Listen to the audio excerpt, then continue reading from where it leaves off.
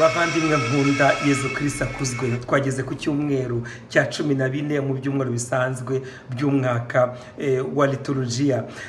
Dukomeje rero urugendo rwacu, kandi ikintu kitutera akanyamuneza kuri iki cyumweru nuko Yezu yatubwiye ko nta muntu ukorera Imana ushobora kwisanga ari wenyine, kuko tuba dukikijwe abantu beza kandi badukundanye. Nayo mpamvu Yezu Kristo yabohereje ari babiri kugira ngo nyine babashe gukora ubwo butumwa yari yabashinze. Ariko ikintu kidutangaza kikanadutungura nuko Yezu yongeyeho yatangiye evanjiri avuga amagambo atugera ku mutima, avuga ati imirima yeze ni myinshi ariko abakozi ni bakeya.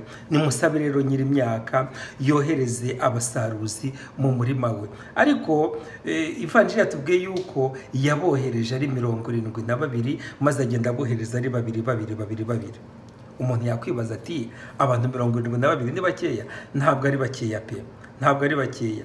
Ariko ikintu cyiza kandi kidushimisha nuko ntabwo umurima w'Imana ari umurima ushinzwe abantu bamwe na bamwe. Oya, twese umurima w'Imana uratubereba. Niyo ituma tugomba gukora iyo bwabaga kugira ngo twakire ubutumwa Yezu Kristo aduha, kugira ngo nyine dukore mu murima w'Imana, kuko nta muntu n'umwe uhejwe mu murima w'Imana. Twese twawukoramo, buri wese ku byo ashoboye gukora no mu rugero Yezu Kristo yabimuhayemo. Ntihagire rero uwiheza, kuko umurima w'Imana ni mugari, wajyamo abantu benshi cyane, kandi buri wese akagira umuganda we atanga kugira ngo nyine umurima w'Imana ukomeze waguke, ube mugari, kandi wakire abantu benshi bashoboka. Nicyo gituma rero ikintu kiduhuza muri uwo murima w'Imana ni isengesho ku byo Yezu Kristo yadutegetse.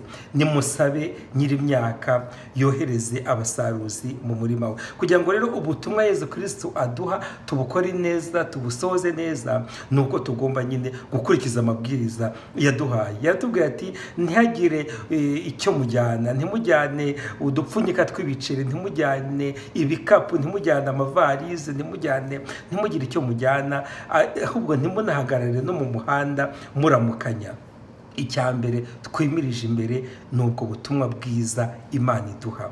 Ubutumwa bwiza Imana iduha mu murimo w'Imana ni bwa bundi bwo kumva yuko turi abavandimwe, kandi uko tuba benshi ni nako ubwo buvandimwe muri Yezu Kristo bugenda bwaguka, ntihagire umuntu n'umwe wumva ko ari wenyine. Kandi ibyo ngibyo twaranabibonye batahutse nyine bavuye mu butumwa bajya gutekerereza Yezu uko byari byagenze, bishimye cyane, bavuga bati na roho mbi mu izina ryawe zatwumviye.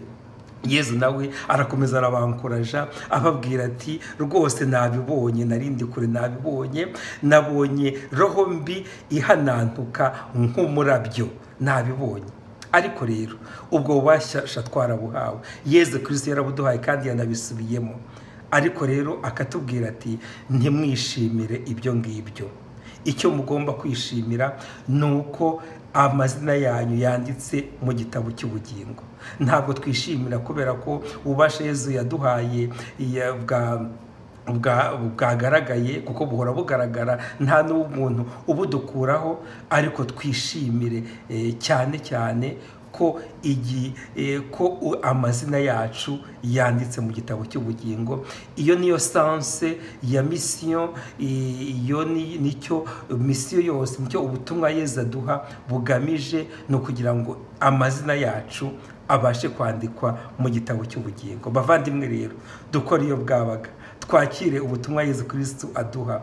Twese dukomeze twunga ubumwe mu isengesho, dusaba nyiri imyaka ngo yohereze abasaruzi kugira ngo tube benshi mu murima we, benshi tugende twaguka tuba benshi, kugira ngo nyine n'ubuhamya bwacu bugaragarire buri muntu wese. Maze rero nk'uko bisanzwe mugende murebe ivanjiri y'uyu munsi uko yanditswe na Luka ku mutwe wa 10 kuva ku murongo wa mbere kugeza ku wa 12, tugasimbuka gato tukava ku murongo wa 17 tukagera ku wa 20. Mukomeze rero mwishimire ijambo ry'Imana, turisangire rituryohere kandi turihuriremo, turisangira no kuri za social media, buri wese asangiza mugenzi we icyo ryamumariye, bityo tunezerwe kandi umugisha w'Imana nyine uduhoreho ku izina ry'Imana Data na Mwana na Roho Mutagatifu. Amen. Icyumweru cyiza kandi dukomeze nyine tugendana.